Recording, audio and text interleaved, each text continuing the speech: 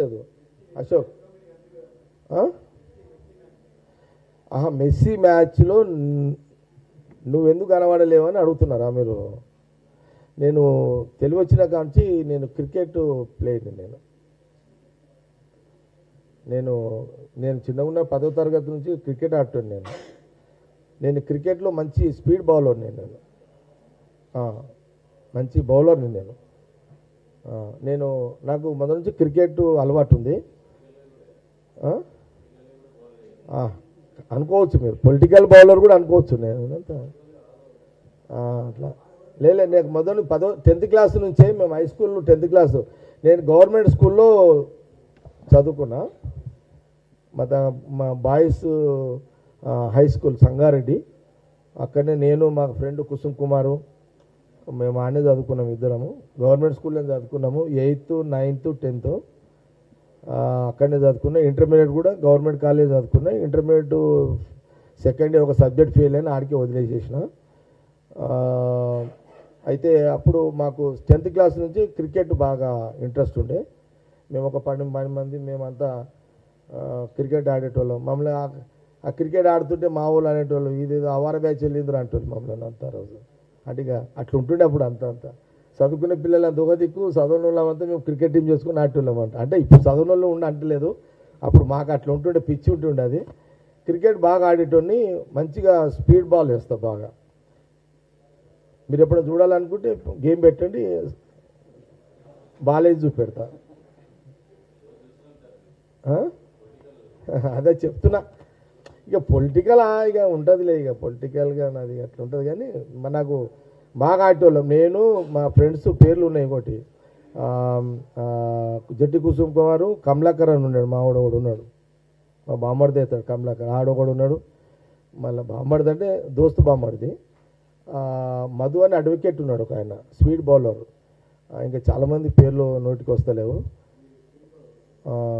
నాది speed bowling, నాది speed నాది స్పీడు. అంటే బౌలింగ్లో స్పీడ్ అలవాటు అయింది, బ్యాటింగ్ కూడా మెల్లగా ఆడతా. అట్లా బౌలింగ్లో బాగా స్పీడ్ మంచి. అంటే ఇప్పుడు ఎవరి గేమ్ వాళ్ళకి ఇంట్రెస్ట్ ఉంటుంది. రేవంత్ రెడ్డికి ఫుట్బాల్ ఇంట్రెస్ట్ పెట్టుకున్నాడు, తప్పేముంది? అది స్పోర్ట్స్ ఉండు తప్పు కాదు కదా. ఆయనకు ఫుట్బాల్ ఇంట్రెస్ట్ ఉంది, ఆ గేమ్ ఆయన ప్రాక్టీస్ ఉంది, అలవాటు ఉంది కదా. ఎవరి గేమ్ వాళ్ళు ఉంటే పోతారు, కానీ ఇక న్యాచురలే కదా. దాంట్లో ఏముంది? దాంట్లో అది పెద్ద ఇష్యూ కాదు కదా. అట్లా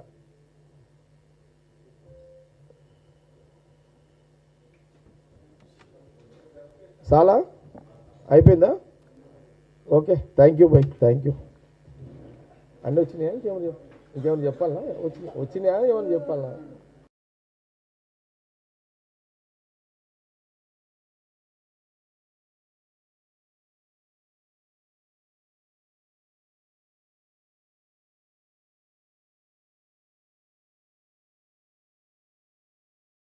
కానివ్వండి, లేకపోతే వందే మాతరంకి సంబంధించిన గీతం విషయంలో కానివ్వండి. మొన్న ప్రియాంక గాంధీ గారు చాలా చక్కగా, నీట్గా, ధీటుగా, సూటిగా, మెత్తగా, సున్నితంగా, నెమ్మదిగా ప్రియాంక గాంధీ గారు బీజేపీ ప్రధానమంత్రికి, అమిత్ షాకు, బీజేపీ గవర్నమెంట్కి చాలా చక్కగా చెప్పింది. దానికి వాళ్ళ దగ్గర జవాబు లేదు. దానికి జవాబు లేదు వాళ్ళకు. అసలు జవహర్లాల్ నెహ్రూ గారు టార్గెట్ ఏంటి ఇప్పుడు? అసలు ఎందుకు అది ఏంది అసలు? అది ఇప్పుడు జవహర్లాల్ నెహ్రూ, ఇక మహాత్మా గాంధీ. ఇప్పుడు మహాత్మా గాంధీ ఏ రకమైన శాంతియుత సత్యాగ్రహ, హింస లేకుండా అహింసా మార్గంలో దేశ ప్రజలకు ఎక్కడ ప్రాణాలు పోకుండా, దేశ ప్రజలు బలిగాకుండా, దేశ ప్రజల కుటుంబాలు బలిగాకుండా, దేశంలో ఏ వ్యక్తి మరణించకుండా స్వతంత్ర ఉద్యమంలో అనేక జాగ్రత్తలు మహాత్మా గాంధీ గారు తీసుకొని ఆ రోజు నడుం బిగించి వారు సత్యాగ్రహ వారైతే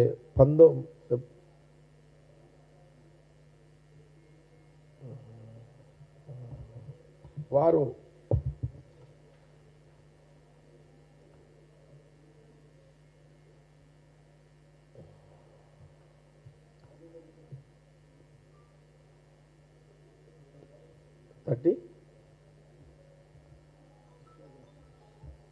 నువ్వు ఎక్కడ రాసినావు మరి అదే నువ్వు ఎక్కడ రాసినావు అంటున్నాడు 1930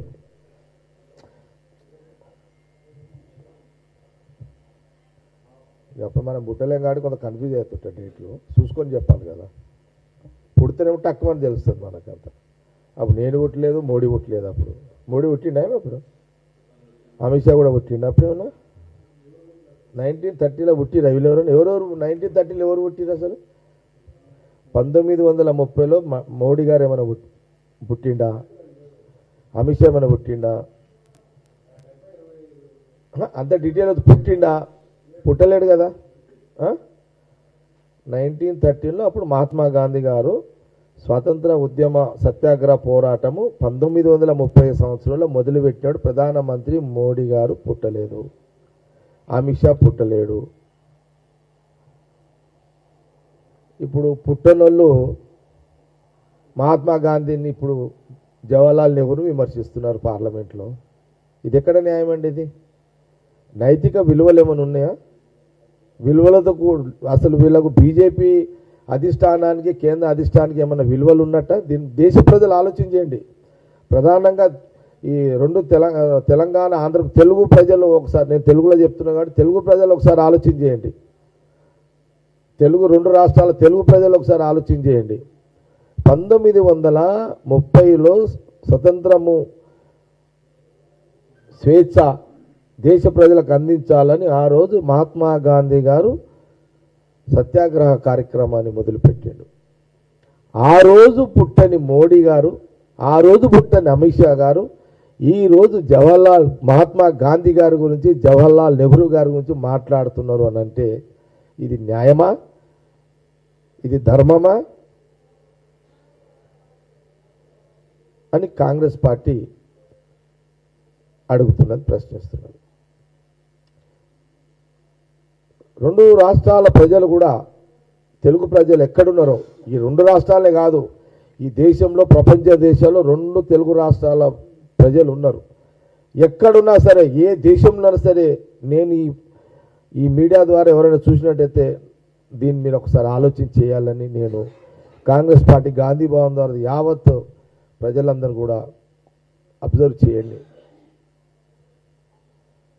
ఈరోజు ప్రధానమంత్రి మోడీ, అమిత్ షా మహాత్మా గాంధీ గారి గురించి, ఈరోజు జవహర్లాల్ నెహ్రూ గురించి టార్గెట్ చేస్తూ వాళ్ళు, నేను చాలా సందర్భాల్లో చెప్పిన, ఈ మహాత్మా గాంధీ గారిని, జవహర్లాల్ నెహ్రూ గారిని, రాహుల్ గాంధీ గారి యొక్క కుటుంబాన్ని ఈ దేశ రాజకీయాల్లో వీళ్ళ పేర్లు వినబడొద్దు అని ఒక కుట్ర బీజేపీ టార్గెట్గా పనిచేస్తుంది. వీళ్ళు టార్గెట్గా పనిచేస్తున్నారు. ఇది ఎంత అన్యాయం అండి, ఇది ఎంత దుర్మార్గం అండి, ఇది ఎంత నీచమైన పరిపాలన అండి ఇది. మీకు ప్రజలు బీజేపీ మాటలు విని 3 సార్లు మీకు అవకాశం ఎందుకు ఇచ్చిరండి? మీరు ప్రజా సమస్యల మీద, ప్రజల సమస్యలను తీర్చండి, వాళ్ళ కోరికలు నెరవేర్చండి. మీ పరిపాలన ద్వారానే మీకు 3 సార్లు అవకాశం ఇస్తే మీరు ఏం పని చేస్తున్నారండి? ప్రధానమంత్రి మోడీ గారు, అమిత్ షా గారు, బీజేపీ పార్టీ గవర్నమెంటు, మీరు మహాత్మా గాంధీ గారిని, జవహర్లాల్ నెహ్రూ గారిని, మరి రాహుల్ గాంధీ గారి యొక్క కుటుంబాన్ని టార్గెట్ చేస్తూ మీరు పనిచేస్తున్నారు. అంటే మీ పాలన దేశ ప్రజలు మీకు ఇచ్చింది వీళ్ళని టార్గెట్ చేయడానికే? దేశ ప్రజలు కూడా ఆలోచన చేయండి అని నేను మన కాంగ్రెస్ మీడియా ద్వారా కోరుతున్నా. ఆలోచన చెయ్యండి. వాళ్ళ త్యాగాలు, వాళ్ళ వయస్సు, వాళ్ళ కోరికలు, ఎన్నో త్యాగం చేసిరండి వాళ్ళు. మహాత్మా గాంధీ వయసు అంతా జైలే కదా, మహాత్మా గాంధీ లైఫ్ అంతా జైలు పాలే కదా. వయసు ఏం వయసు అన్నది అప్పుడు యవ్వనం వయసులో వాళ్ళ లైఫ్ అంతా మహాత్మా గాంధీ, జవహర్లాల్ నెహ్రూ, చిన్న వయసులో ఇందిరాగాంధీ గారు ఆ రోజు, అటు ఇటు ఆమె 6 సంవత్సరాలు జైల్లో ఉంది ఇందిరాగాంధీ గారు కూడా. అరే ఇంత అన్యాయం, దుర్మార్గం ఇది. దేశ ప్రజలు ఆలోచన చేయాలి ఇదంతా. వాళ్ళ వయసునంతా కూడా, వాళ్ళ వయసును వదులుకున్నారు, వాళ్ళ శక్తిని అన్నీ వదులుకున్నారు వాళ్ళు. 12 ఏళ్ళు జవహర్లాల్ నెహ్రూ జీవితము, ఆ యవ్వనము, ఆ వయసులో 12 ఏళ్ళు జైలు జీవితం అంటే ఏమనుకుంటున్నారు ఇదంతా? మీ తీరేమైనా క్రిమినల్సా? మనం 2 రోజులు 3 రోజులు 10 రోజులు జైలు పోతే కాళ్ళు చేతులు కొట్టుకుంటామండి.